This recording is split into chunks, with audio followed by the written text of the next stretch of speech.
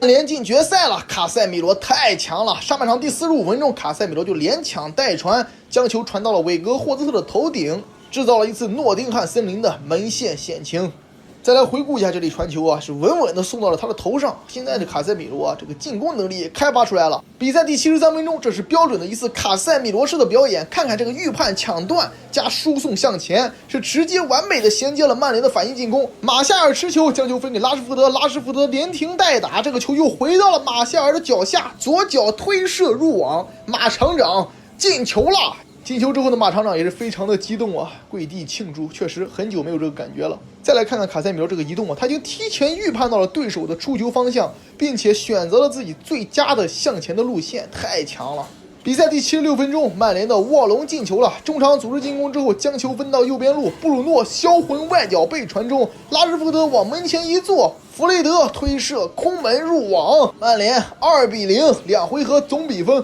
5-0，诺丁汉森林彻底晋级决赛了，又有决赛踢了，感觉好开。